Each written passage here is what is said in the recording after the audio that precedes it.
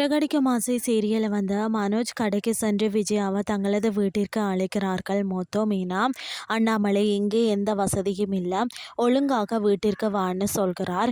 மீனாவும் உங்களுக்கு என்ன வேணுமோ அதை பார்த்து பார்த்து நான் செய்கிறேன் என மீனாவும் கெஞ்சுகிறார். மனோஜும் நினைக்கிறார் விஜயா இங்கிருந்து சென்றால்தான் ரோஹிணி இங்க வர முடியும் அப்படின்னு சொல்லி ஏதோ கூறி அவரை அனுப்பி விடுகிறார்.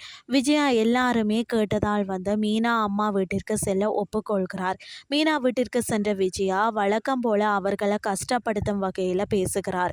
அப்போது முத்து மீனா ஆங்கிலம் கற்கும் விஷயம் கேள்விப்பட்டு கேலி செய்கிறார்.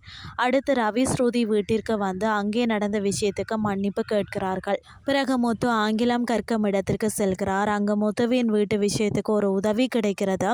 அங்கு ஆங்கிலம் படிக்க வந்தவர் ஒருவர் முத்துவிடம் ஜோலியாக பேசுகிறார். அப்போது முத்து வீட்டில் நடந்த விஷயத்தை அவரிடம் பகிர்கிறார். அப்போது அவர் சொன்ன விஷயத்தை கேட்டு முத்து சந்தோஷப்படுகிறார்.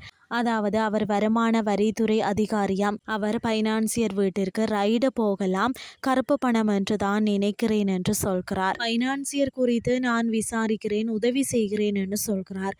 அவரின் பேச்சு கேட்டு முத்து வீட்டை மீட்டு விடலாம் என சந்தோஷப்படுகிறார். இதுதான் இன்றைய நாளுக்கான எபிசோட்.